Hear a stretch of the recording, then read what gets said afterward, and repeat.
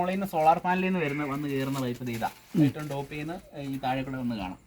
വന്ന് കയറി first DC-DB എന്ന് പറഞ്ഞൊരു ബോക്സിലേക്കാണ് വന്നത്. DC ഡിസ്ട്രിബ്യൂഷൻ ബോക്സ് എന്നാണ് ഈ ബോക്സിന്റെ full name. DC distribution box. നമുക്ക് സോളാറിന്റെ എന്തെങ്കിലും മെയിൻ്റനൻസോ കാര്യങ്ങളോ വരുമ്പോഴത്തേക്ക് ഓൺ ഓഫ് ചെയ്യാനുള്ള ഒരു സ്വിച്ച് ബ്രേക്കർ സിസ്റ്റം മാത്രമാണ്.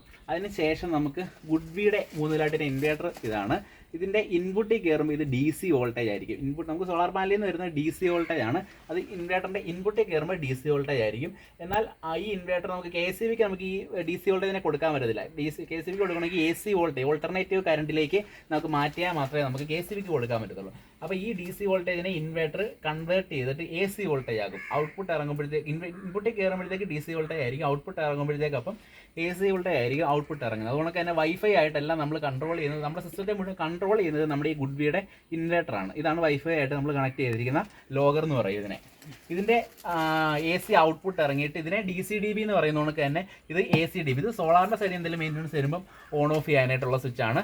ഇത് എന്ന് പറയുന്നത് KCBയുടെ സൈഡിൽ നിന്ന് എന്തെങ്കിലും നമുക്ക് മെയിൻ്റനൻസോ കാര്യങ്ങളോ എല്ലാം വരുമ്പോഴത്തേക്ക് ഓൺ ഓഫ് ചെയ്യാനുള്ള ഒരു സ്വിച്ചാണ്. ഇതെല്ലാം നമ്മൾ താഴെ കൊണ്ടുവന്ന് എർത്ത് ചെയ്തിട്ടുണ്ട് കേട്ടോ. എല്ലാം താഴെ കൊണ്ടുവന്ന് നമ്മൾ എർത്ത് ചെയ്തിട്ടുണ്ട്. ഇതിനെ ഓവർ വോൾട്ടേജ് എന്തെങ്കിലും വരുവാണെങ്കിൽ ഈ പച്ച ലൈറ്റിങ് മാറിയിട്ട് നമുക്കൊരു റെഡിങ്ങിലേക്ക് വരും. നമുക്ക് പിന്നെ പറഞ്ഞുതരാം.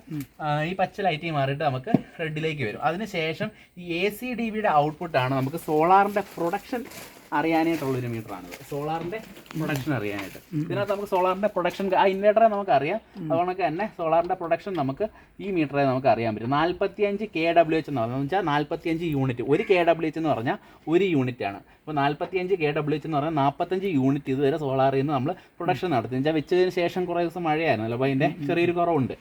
45 യൂണിറ്റ് പ്രൊഡക്ഷനാണ് സോളാറിൽ നിന്ന് ഇതുവരെ നമ്മൾ നടത്തിയിരിക്കുന്നത്. ഇത് സോളാറിൻ്റെ പ്രൊഡക്ഷൻ മാത്രം അറിയാനുള്ള മീറ്ററാണ്. ഇതിനെ സോളാർ മീറ്റർ അല്ലെങ്കിൽ എനർജി മീറ്റർ എന്ന് പറയും. അതിന് ശേഷമുള്ളത് നമ്മുടെ ഈ മീറ്റർ. KCBക്കാർ ഈ 2 മീറ്ററിലാണ് റീഡിങ് നോക്കുന്നത് പൊതുവെ. ഈ മീറ്ററിൽ നമുക്ക് സോളാറിൻ്റെ എക്സ്പോർട്ട് എത്രയുണ്ടെന്ന് ഇമ്പോർട്ട് എത്രയുണ്ടെന്ന് നമുക്ക് അറിയാൻ പറ്റും. ജസ്റ്റ് ഇത് നോക്കേണ്ട കാര്യമില്ല, ഞാൻ ജസ്റ്റ് അറിവിന് വേണ്ടി മാത്രം പറയുന്നുള്ളൂ. KCBക്കാർ വന്ന് റീഡിങ് എടുത്തോളൂ. ഇങ്ങനെ എല്ലാ റീഡിങ്സൂടെ കിടക്കുന്ന ഒരു പോയിന്റ് കാണും. എല്ലാ റീഡിങ്സൂടെ കിടക്കുന്ന പോയിന്റിനെ 0 പോയിന്റ് എന്നാണ് നമ്മൾ പറയുന്നത്. ഇവിടുന്ന് ഒരു 20 പ്രാവശ്യം അപ്പ് ഡൗൺ സ്വിച്ച് ബട്ടൺ ഉണ്ട്. ഇതിനകത്ത് 20 പ്രാവശ്യം അപ്പ് ബട്ടണിൽ ഞെക്കുമ്പോഴത്തേക്ക് നമുക്ക് KCB നമ്മൾ എടുത്തത് എത്രയുണ്ടെന്ന് നമുക്ക് അറിയാൻ പറ്റും. KCB നമ്മൾ എടുത്തത് ആ 0 പോയിന്റിൽ നിന്ന് 20 പ്രാവശ്യം നമ്മൾ എണ്ണിക്കൊണ്ട് ഞെക്കുമ്പോഴത്തേക്ക് KWH ഇമ്പോർട്ട് IMB എന്ന് പറയും. ഇവിടെ IMB എന്ന് പറഞ്ഞാൽ ഇമ്പോർട്ട്. സോളാറിൽ നിന്ന് KCB നമ്മൾ എടുത്തത് 57 യൂണിറ്റ് ഉണ്ട്. മഴയുടെ കുറവുള്ളതുകൊണ്ട് കുറച്ചധികം നമ്മൾ KCBന്ന് എടുത്തിട്ടുണ്ട്. 57 യൂണിറ്റ്. അതും KWH. ഒരു KWH എന്ന് പറഞ്ഞാൽ 1 യൂണിറ്റാണ്. 57 KWH നമ്മൾ KCB 57 KWH എന്ന് പറഞ്ഞാൽ 57 യൂണിറ്റ് നമ്മൾ KCBന്ന് എടുത്തിട്ടുണ്ട്. KCBന്ന് എടുക്കുന്നതിനെ സൂചിപ്പിക്കുന്നത് ഇമ്പോർട്ട് IMP എന്ന് പറയും. IMP ഈ സൈഡിൽ കാണാം. ഇവിടുന്ന് നമ്മൾ 20 പ്രാവശ്യം ഞെക്കിയപ്പോഴത്തേക്കായിരുന്നു KCB നമ്മൾ എടുത്ത് ഇമ്പോർട്ട് കണ്ടത്. ഇനി ഒരു 13 പ്രാവശ്യം നമ്മൾ ഈ ബട്ടണെ ഞെക്കുമ്പോഴത്തേക്ക് നമ്മൾ KCBക്ക് കൊടുത്ത എത്രയുണ്ടെന്നാണ്, നമ്മുടെ ഉപയോഗത്തിന് ശേഷം നമ്മൾ KCBക്ക് എത്ര കൊടുത്തു എന്നുള്ളത് നമുക്കറിയാൻ പറ്റും. 1 2 3 4 5 6 7 8 9 10 11 12 13 പ്രാവശ്യം നമ്മൾ ഞെക്കിയപ്പോൾ നമ്മൾ KCBക്ക് നമ്മൾ എത്ര കൊടുത്തു എന്നുള്ളത് അറിയാൻ പറ്റും. അതിനെ EXP എന്നാണ് പറയുന്നത്. 54 സംതിങ് ഉണ്ട് നമ്മൾ KCBന്ന് എടുത്തു.